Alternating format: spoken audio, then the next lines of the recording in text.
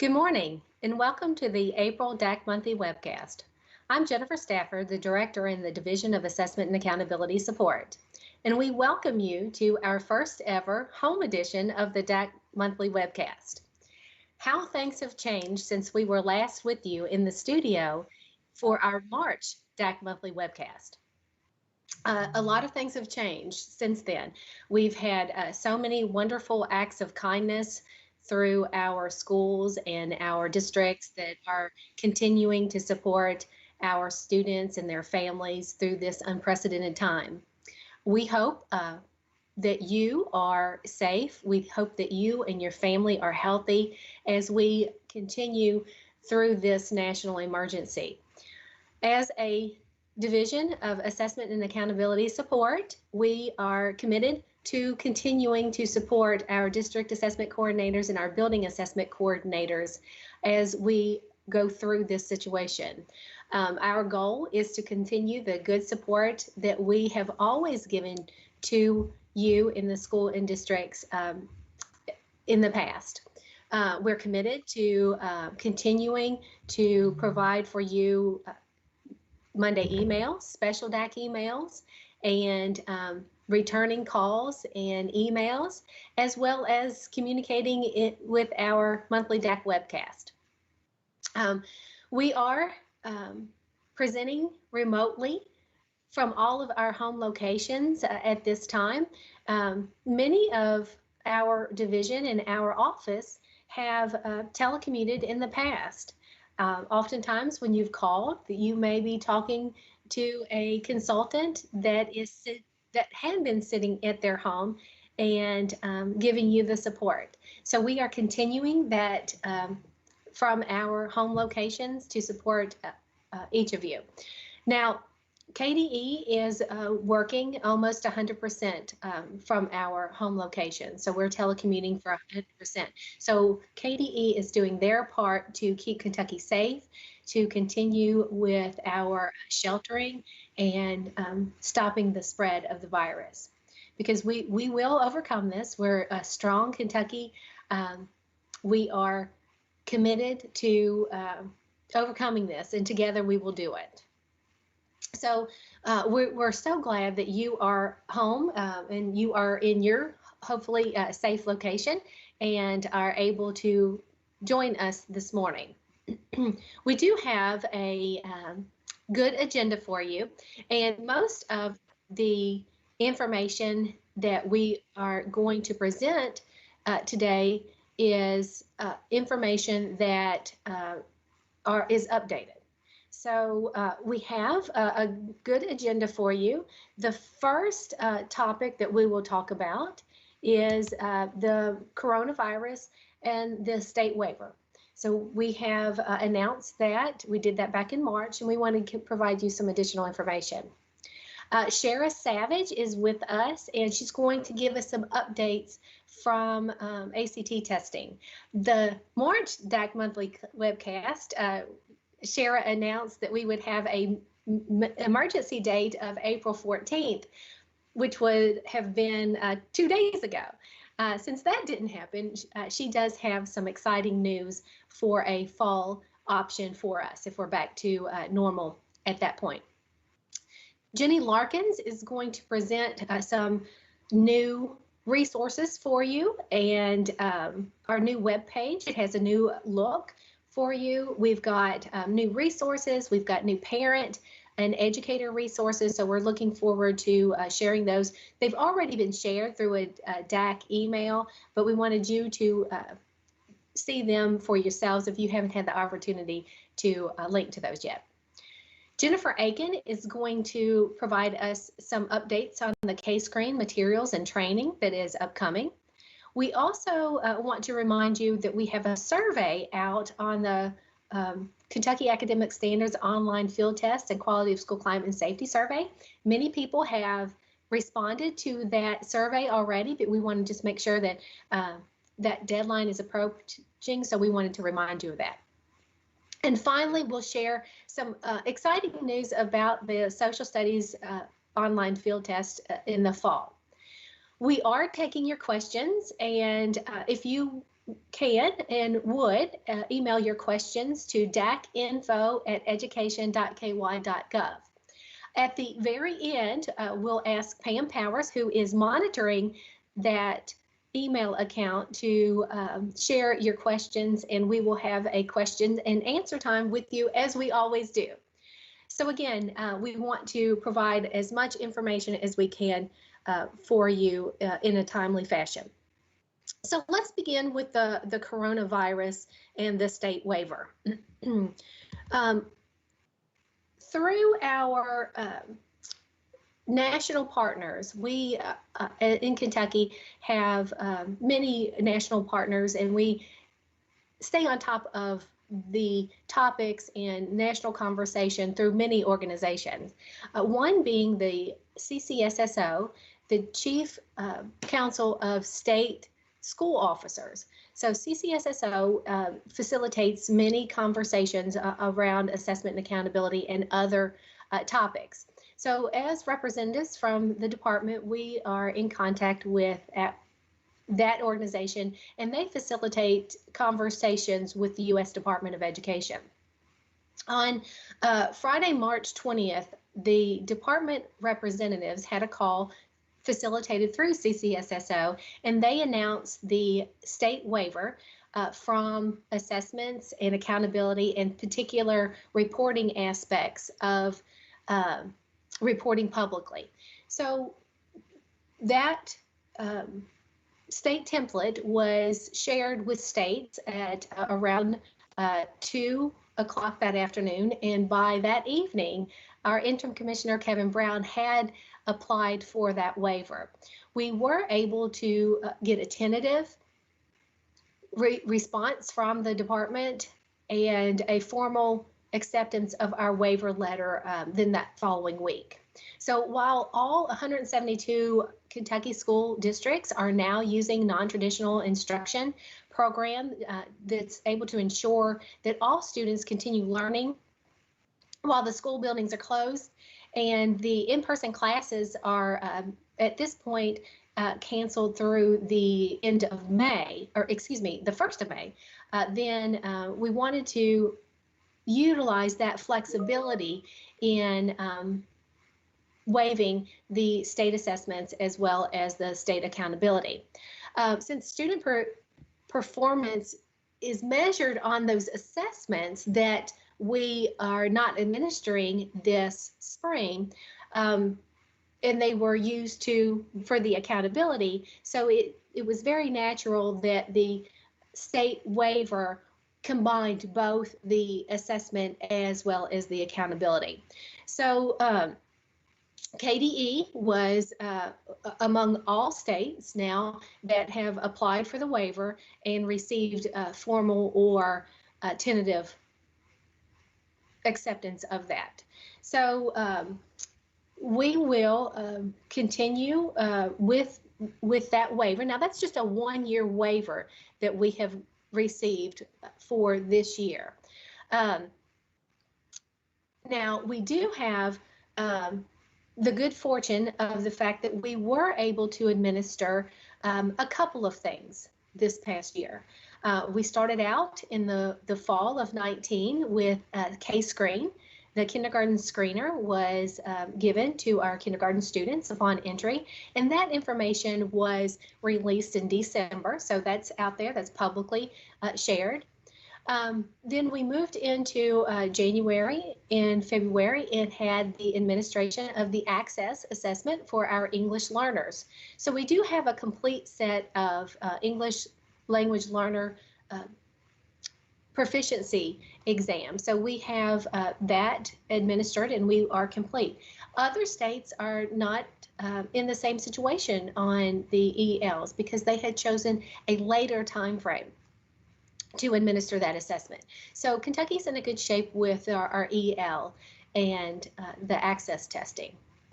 We moved then from access testing into the field test for our Kentucky academic standards in reading, math, editing mechanics, and on-demand writing for the general population. So we are better prepared for the upcoming spring 2021 assessments because of that early field test. Now, we were on a call yesterday with some of our district assessment coordinators. We have the DAC advisory, and they were saying that it was a rush to administer that field test, and it was a race, and we were all sprinting toward the end of that. With that, though, we came out in a really good position because we did it so early that we are now better prepared for our new assessments in reading, in math, and in our writing. So with identity mechanics and on-demand writing. So in hindsight, it's good that we were able to get that online field test completed when we did. At the time, it was rather rushed and rather stressful because of how early it came, but it did set us up to be in a good position moving forward. We were also able to complete the Quality of School Climate and Safety Survey.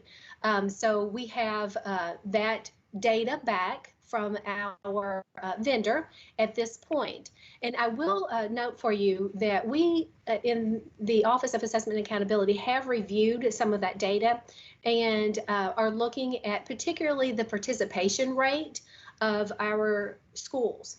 So we'll have more information coming about the Quality of School Climate and Safety Survey participation rate in Monday's email, but we do plan to share with you not the results or the summary yet, but the information on the participation. Because as district assessment coordinators, I would assume that you would think that all of your schools participated in that Quality of School Climate and Safety. However, we do have some schools that fell below the 95% threshold. And had we had used that Quality of School Climate and Safety Survey into accountability this year, that would have been problematic for those schools that didn't have that 95% threshold. So it works in its the fact that we do have the state waiver on our accountability because that gives us a chance to look at that Quality of School Climate and Safety indicator a little bit more in depth. So again, we're going to share with you next week that participation data. So look for a little bit more about that in Monday's email, and then the data next week. So with the reporting, with the state waiver, it was also exempted us from certain reporting aspects. Now, as I mentioned, we do have some complete data. We have the kindergarten screener, which is out publicly, and we do have the access test for our ELs. So those two pieces we could put out publicly.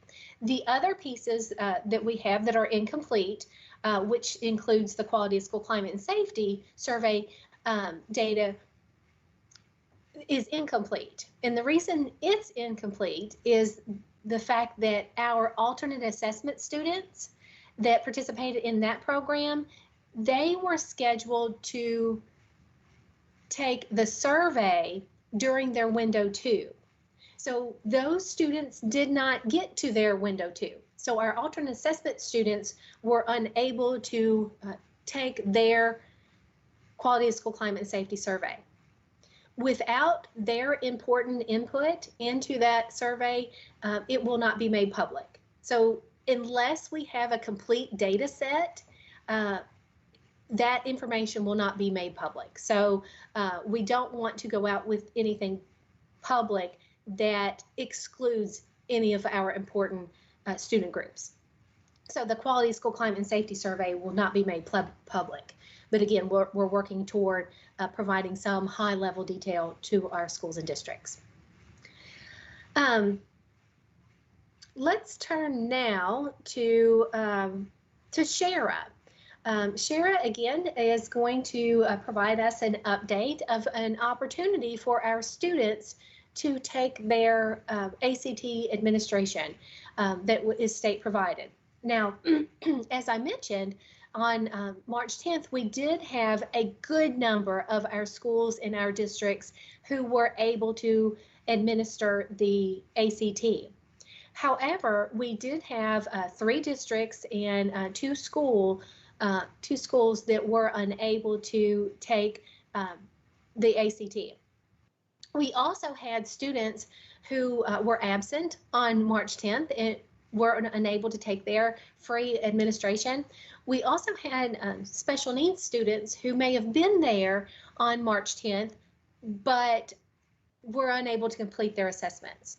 So as a agency, we want those students to be able to have the opportunity to have their free administration of the ACT. It's important for students because they use the ACT in multiple ways that are important for them. They use the ACT for college admissions as well as some scholarship opportunities. So with our offering this additional option for our students who didn't get to take the March 10th, it's more about the students' opportunity to take the test than it is for school accountability. So we want to make sure that every student has their opportunity to have that free assessment. So with that, I'll turn it over to Shara and ask her to take and open her camera for her section of the DAC Webcast. Thank you, Jennifer. Hello, everyone. As Jennifer said, we want to just take a moment to update you on the ACT and the options that we are going to be providing. So to ensure that examinees who miss their opportunity to take the state administration of the ACT this spring due to the closure as a result, school closures as a result of COVID-19, we are offering a fall testing option. Now, please note that this fall administration option is only available to current juniors who did not participate in the spring 2020 testing window. This is not an opportunity for students to retest. As data from the initial test date this spring is finalized, KDE and ACT will be continuing to work to identify students who did not test. However, DACs and BACs are likely best positioned to help determine who should be offered this fall opportunity to test. As additional information and training opportunities are solidified, ACT and KDE will work to communicate important details. So now let's take a look at those tentative fall testing dates. So as you can see from the slide deck there, the initial standard time test date is September 22nd. As with a traditional spring test date, there will be a corresponding accommodations testing window. The accommodations window, which is aligned with the initial test date, runs from September 22nd to the 25th and September 28th through October the 2nd. Additionally, the standard time makeup test date is October the 6th. The makeup accommodations test window runs from October the 6th through the 9th and on Monday, October the 12th. So please note that unlike a traditional spring administration, there will not be an online testing available. The all tests will be done paper pencil.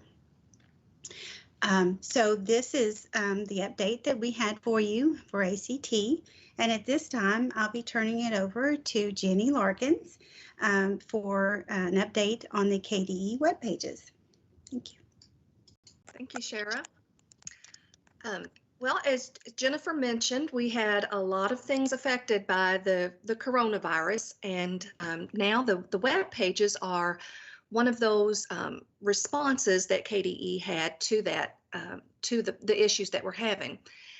Once schools started closing, KDE started getting questions rolling in, all kinds of what if this and what about that. because programs all across the department in every office have been impacted in some kind of way by this virus. And for a while, there was a lot of uncertainty. So right away, KDE started prioritizing our work and determining what is it that we need to do to support districts and help them navigate through this. So KDE leadership narrowed down the focus of our work and your work really into 3 overarching goals. Really what the department thought are the most important things that need to continue happening for students, which is to educate, feed, and support. And then for us to support you in your work to do those kinds of things. So with that in mind, KDE created a new web page, and it's organized around those 3 goals. And you'll see them: educate, feed, and support there. And on that main web page, you can find all the information you need about anything related to running a school district if it's been impacted somehow by the coronavirus. The link to what they're calling the launch page is located on this orange and tan bar that you're going to see across the top of every KDE page on the website right now.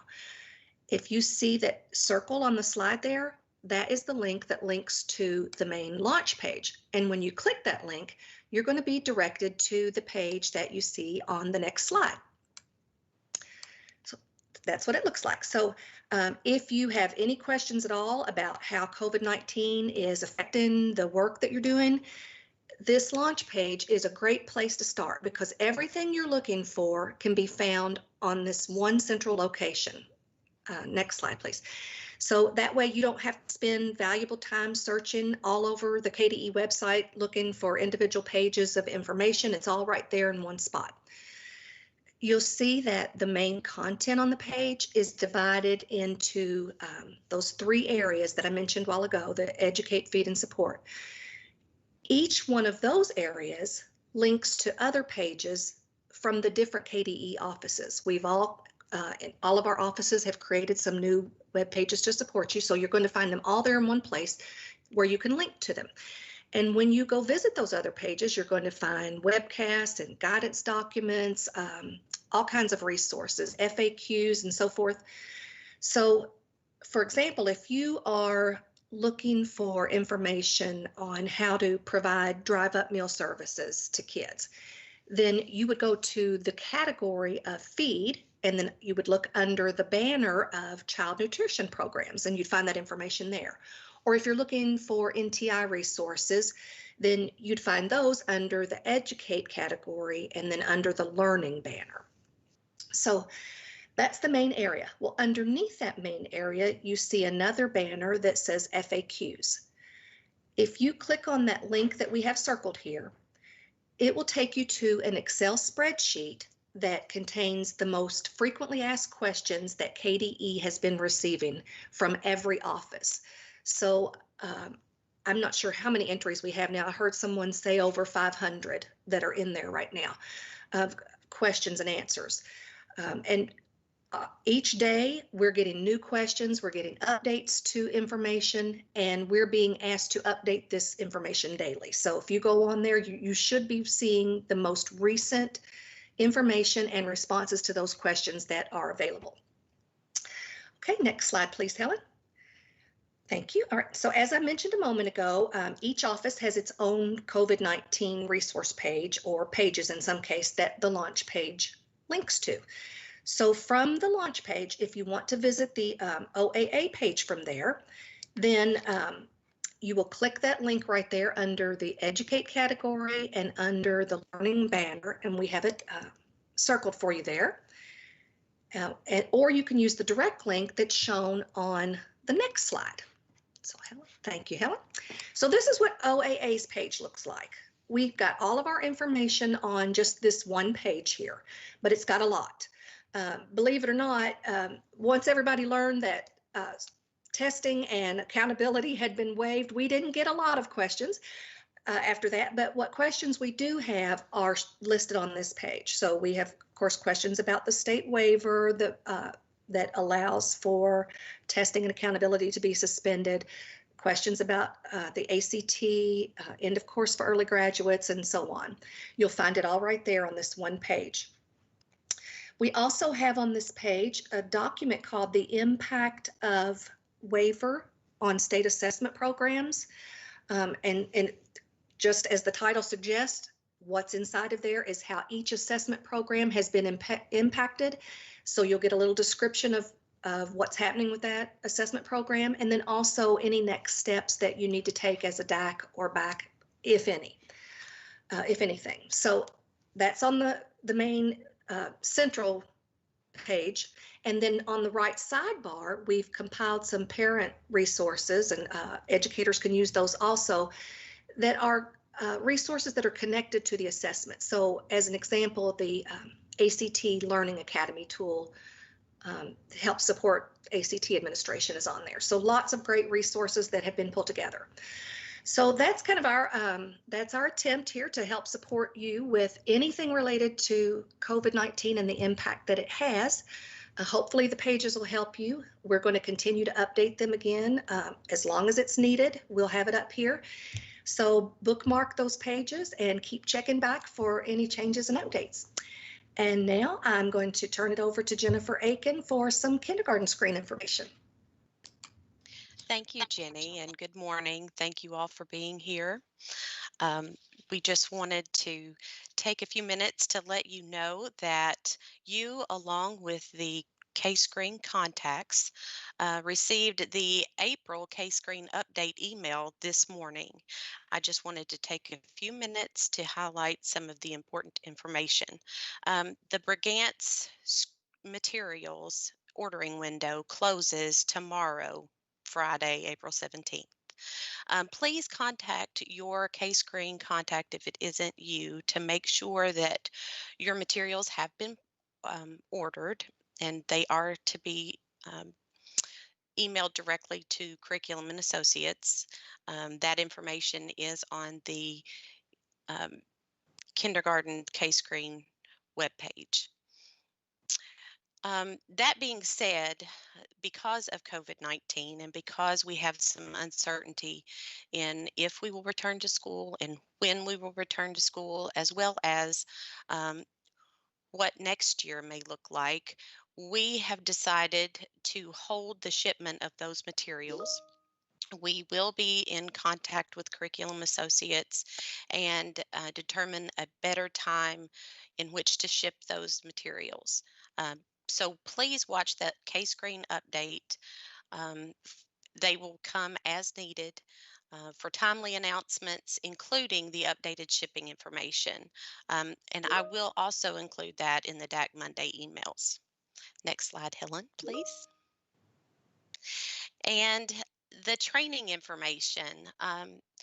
Originally, we had the Brigance Training of Trainers 6-hour session scheduled a couple of sessions in March, and we postponed that.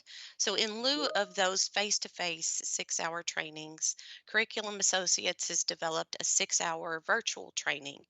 And the registration information is located on the Common Kindergarten Entries K-Screen page, and that is linked in this document. So that, again, that training is for those individuals at the district who have not been trained to train others within your district. So one person takes that training per district, and it is that one-time 6-hour training. If you're experienced in the TOT training, then you will want to view the K-Screen Refresher webcast, and that will be posted to the KDE Media portal on May 5th. And then another important update is the K-Screen implementation guide for the school year 2020-2021 has now been posted on our webpage. So the registration links and the K-Screen implementation guide has been posted to the webpage. We just want you to be aware, and if you have other questions, you're welcome to email me or ask at the conclusion of this webcast. Okay, I'll turn it over now to Helen for field test information.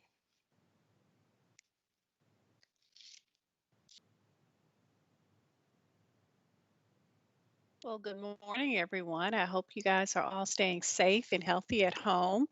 As Jennifer mentioned earlier, we actually provided you with a link for because we wanted to hear your feedback on the field test for the Kentucky Academic Standards. So we wanted to give you some of the preliminary data for that as well.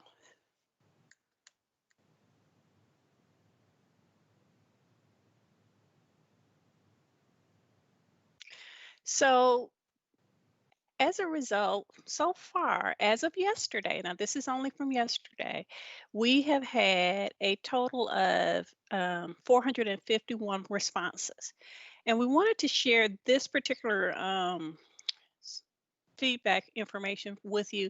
This is what we've seen so far. So from the people who've responded, the participants who've participated in the survey so far, we have about 4.2% of the respondents were our district assessment coordinators.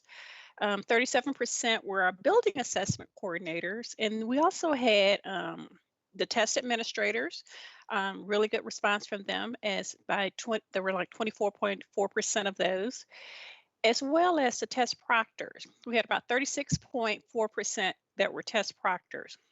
And then there were about 5.5% that were others.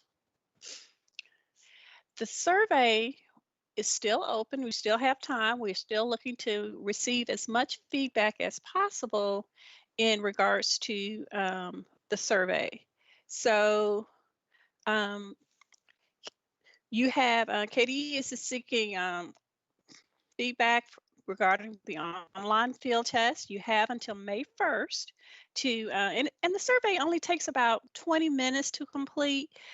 So it's not a long survey, but we are taking all of this because this provides us with an opportunity for our next steps. We use this to share with our partner and our vendor Pearson in preparation for our future online assessments and preparing us for our ultimate operational assessments. So please, if you have not completed the survey, or someone in your building that participated in the field test has not completed the survey, please encourage them to take the time and complete the survey because we will be using this for our next step. And at this time, I'm going to turn it back over to Jennifer Stafford. Thank you, Helen. And thank you to Shara and Jenny and Jennifer for their updates as well. As we move toward 2021, we are preparing for our upcoming assessments. The social studies field test is scheduled for next fall. Now, in the March DAC webcast, we had kind of said that we were hoping to administer the assessment prior to Labor Day. We've moved that back a bit, and I wanted to share with you some of the pieces that we are doing now in preparation for that fall administration. So the first thing, we are having a item review. So in preparation for the social studies fall field test, this is a routine part of our assessment creation. Is to bring in educators from across the state to review the items. The items have been drafted and they are in a position now that educators are looking at them to review those items.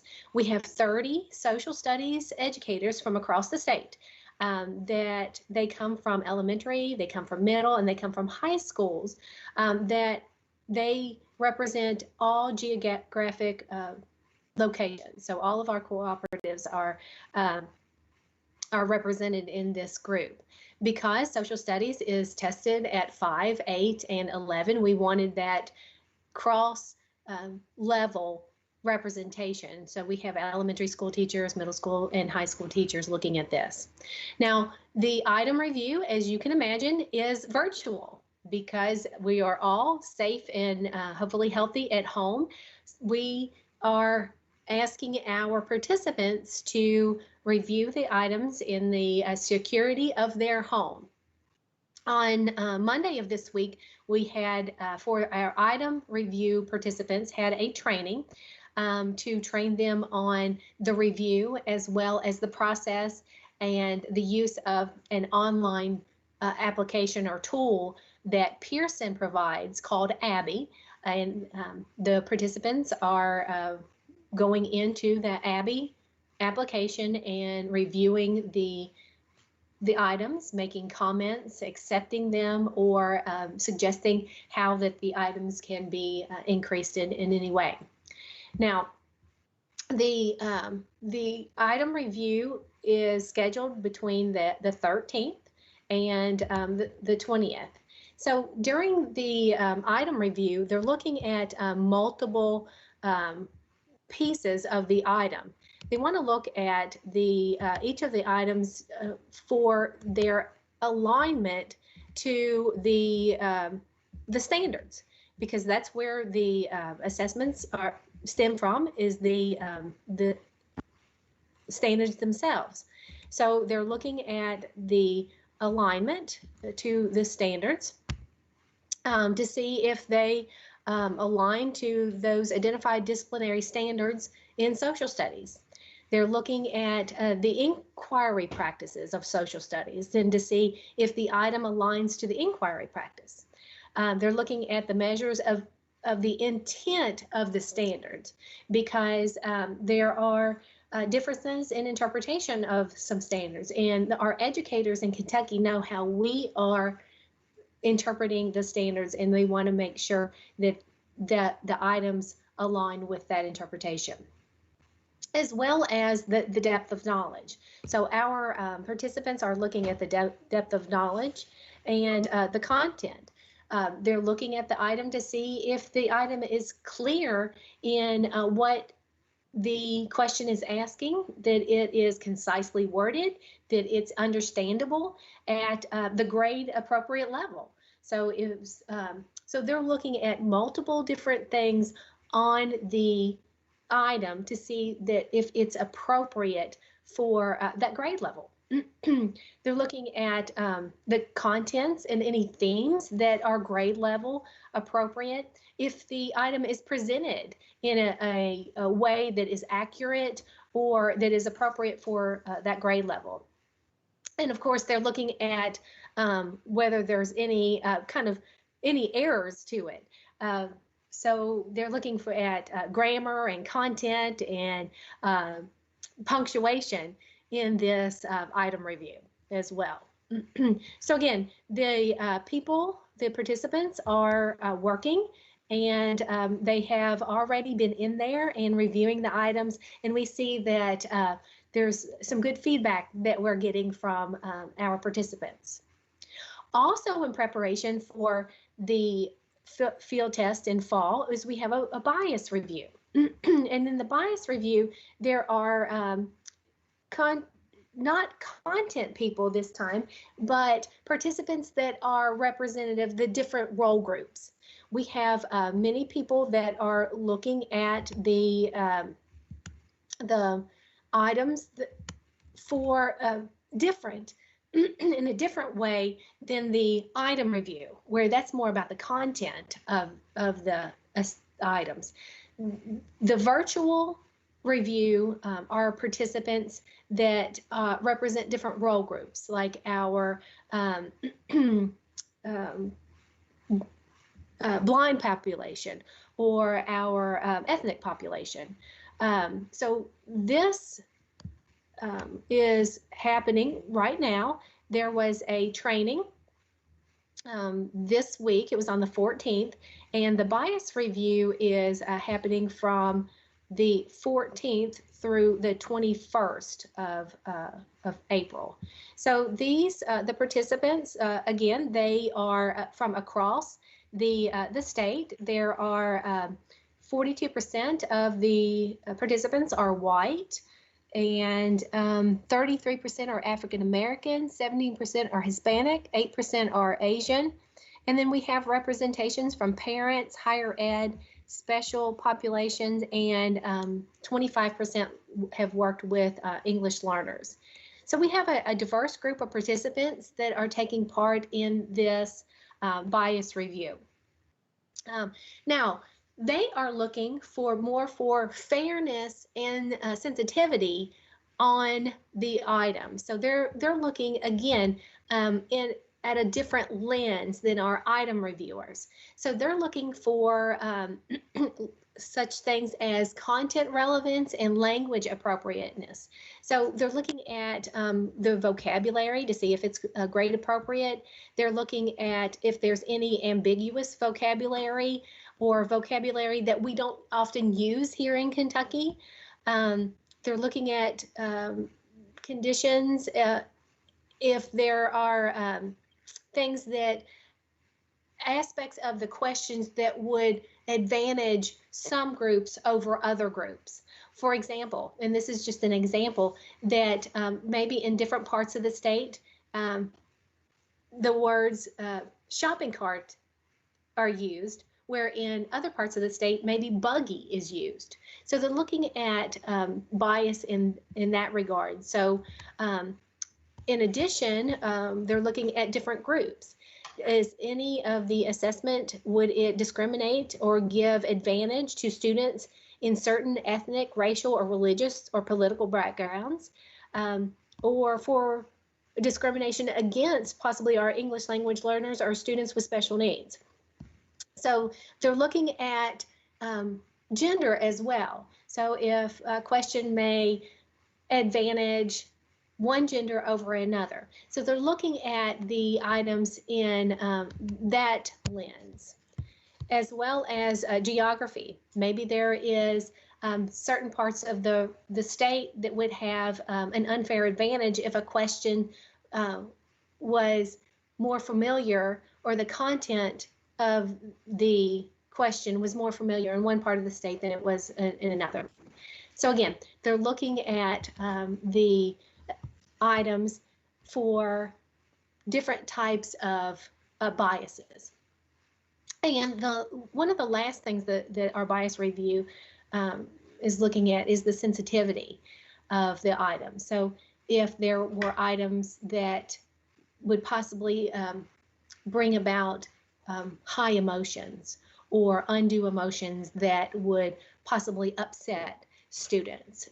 So you could imagine that there are a number of situations that our students could have in their life as a tragedy, in some controversial topics that we would not want to place on an assessment that would bring about negative feelings from the students. So again, we are moving forward with all of the preparations for our fall social studies assessment field test.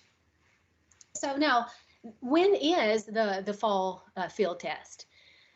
So if we'll go to the next slide, then we'll see that the field test is tentatively scheduled for September 14th through 18th. Now, we had announced in our March webcast that we were possibly looking at completing the assessment field test prior to Labor Day. With the events that have happened in the past month, that has changed our plans a bit. So we're tentatively scheduling the fall social studies field test for September 14th through 18th. Again, as you know, we are looking to field test that grades at 6, 9, and 12, in the operational in the spring of 2021, continuing to be at the grades 5, 8, and 11. At that time, we're also looking at developing online practice tests. So similar to the type of items that were created for our field test back in the early spring, we are developing practice test items for our social studies as well. So you can look forward to those coming out before the fall field test. So let me pause there and see if there are any questions. So Pam, as you are pulling up, I want to just provide one other update, and I'm looking down at my notes here. As we have been in this situation, the General Assembly is continuing to work and passing bills and a budget. And we want to share with you that the General Assembly did pass Senate Bill 158 that will impact accountability. Our accountability model will change based on the fact that this bill has passed the General Assembly. So we are continuing to monitor that. Now it's not gone to the governor's desk. It was just passed yesterday. So it's got just a couple of other little steps to go, and we will update you more on that piece of legislation and any other legislation that could possibly impact our assessment and accountability in our May DAC Monthly Webcast. But I do want you to know that that Senate Bill 158 was passed yesterday by the General Assembly. So Pam, let me pause there and ask if you have any questions.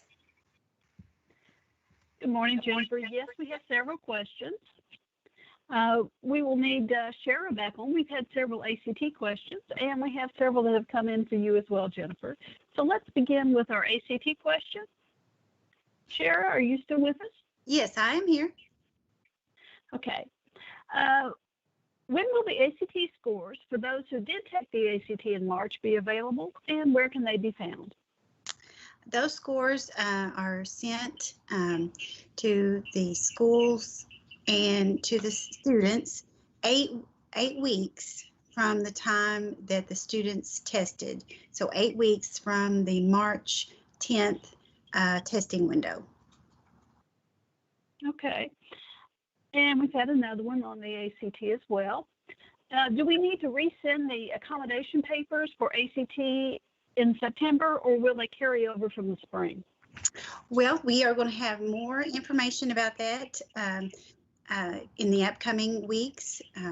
So just stay tuned, and we will send that communication out to you shortly. Okay. And we have another one that's come in. Do we know the timelines for ACT to create test rosters and apply for accommodations for the fall windows? Again, that is information that we are working to solidify, and we will have that information out to you. We are looking at doing additional trainings and some other documents to help assist with that. So as soon as we have that together, we will communicate and get with everyone. And one more question, and this could also pop over to Jennifer as well. For SVRR, is there anything that they need to be doing in SVRR at this time? I'm not ACT. I'm not aware of anything, but Jennifer probably needs to Jennifer or Jenny Larkins needs to answer that. At this point, there is nothing that is to be done in SVRR across any of our administrations. So there is a new resource we created. Jenny highlighted it earlier, and it's called the Impact on State Accountability, State Assessment and Accountability. It's the impact document that has specific situations for all of our district assessment coordinators. It has information on each of our assessments and what the current work is right now. So if you have not seen that document, it was released and on that page that Jenny referenced earlier. And that's a really good resource that we created for you so that you would know particularly on each of our assessments what the current work is for district assessment coordinators right now.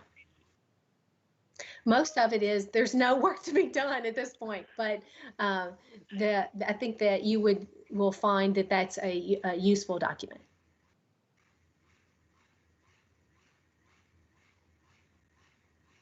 Pam, do we have any other questions?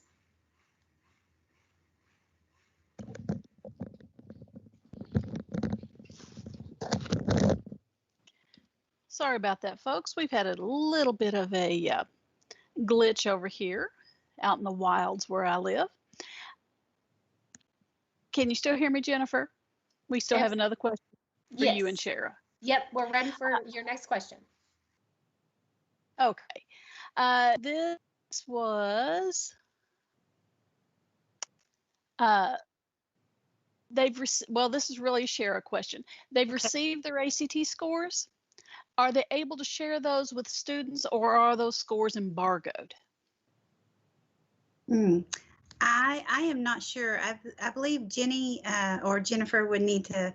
I'm a little on the fence on that, so I'll let one of them answer that question.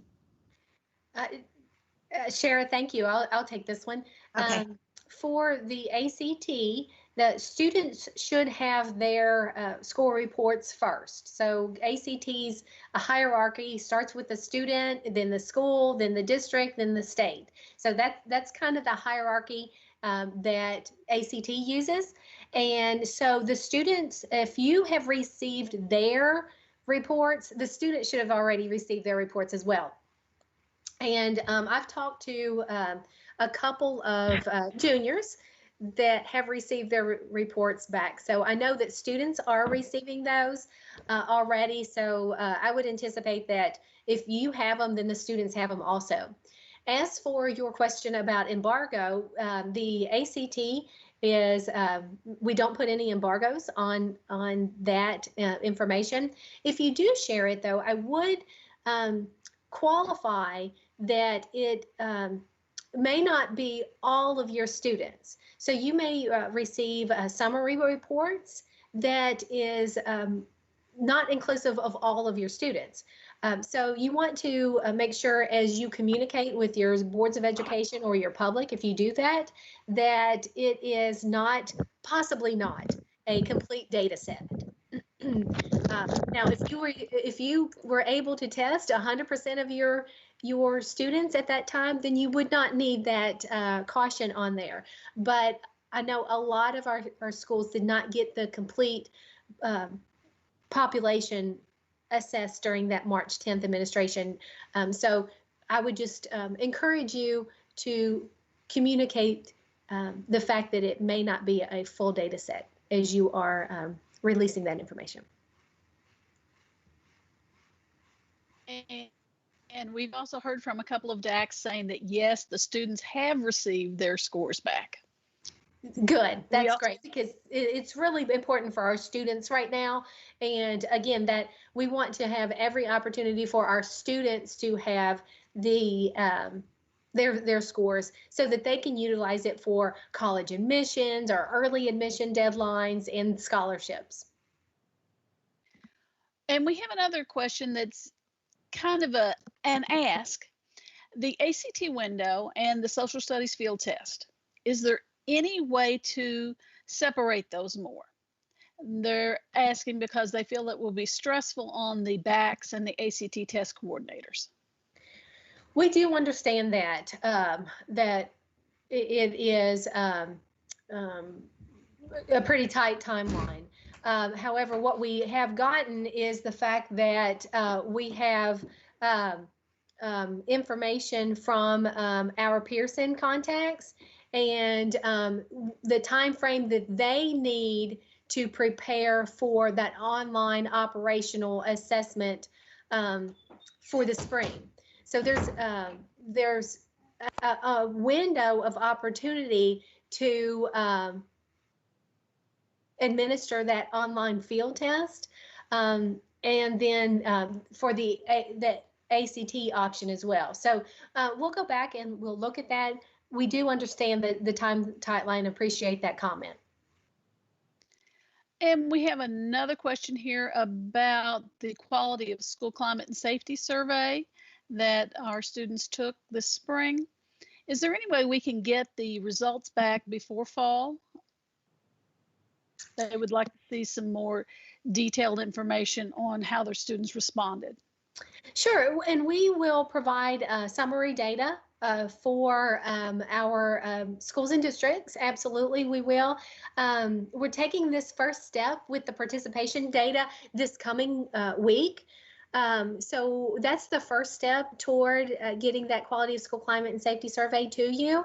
And we're working diligently to provide that summary data. So we'll get that out to you in a pretty timely fashion. Okay, another ACT question has popped in. The district has not received their ACT scores. When should districts expect to receive their ACT scores? We say to allow the full 8 weeks to elapse from the initial test window. So 8 weeks from March 10th is when ACT says you should expect those. Remember that they score them in batches, so you may not receive all your students at one time. So just be patient, and they assure me that they are on time with the grading of the answer documents. So they should be there soon. Thanks, Shara. We've had another question pop in, Jennifer. Will field testing for the alternate K-Prep in reading, math, and writing occur during window 1 of the 2021 school year, or as a separate window? That's a really good question. Right now, we are working with the University of Kentucky, who holds the contract for our alternate assessment. We've had already a couple of discussions with our psychometricians on the appropriateness of the field test for our alternate assessment students. So we're really working through some options. We want the students not to have any undue pressure on them as they take the field test. So we also know that with the interruption of our school year this year, that next year is going to be a really important time as our students come back, and not only our special needs students, but our regular students are going to need remediation. In essence, we're really losing about 9 weeks of instruction here with this current situation that we're in. So we want to be respectful of that and cognizant of that, and not impact instruction as much as we can. So we're taking into consideration a lot of factors on that field test. So we will continue to work toward having that field test for our alternate assessment students with as minimal of impact as we can. And one last question for you, Jennifer. On the social studies bias review that's occurring, do we have representatives from the Kentucky School for the Deaf and School for the Blind or specialists in those areas doing the bias review? Yes, we do. We have, and I'm sorry I may have failed to say that, but we absolutely do have people from the School of the Blind and the Deaf. Yes. And that is all the questions that have come in.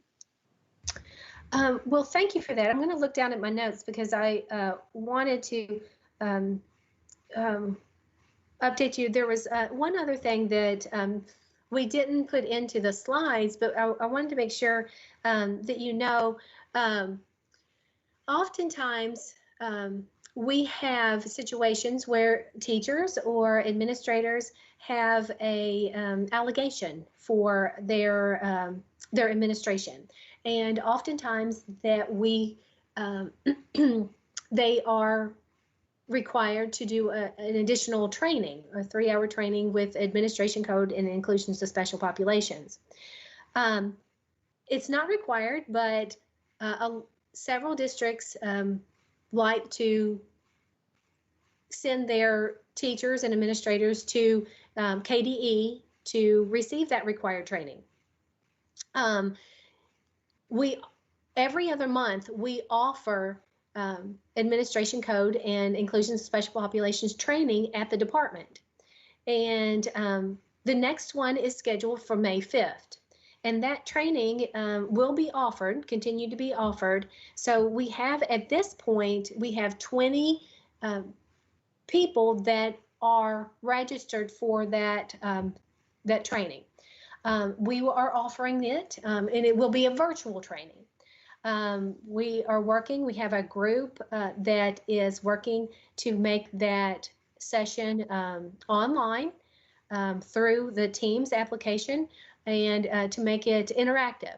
So again, it's just another effort of ours to continue the service that we provide to our schools and districts through this time. So I do want to make you aware that that is happening. And if you have anyone that is scheduled to be on that training or take part of that, that it will be offered through the Teams. It's not going to be offered like this through the media portal, but if they have registered, they will receive a meeting invite and they will get online through a Teams application. So we are working to make that as interactive as possible and productive as possible through this time frame.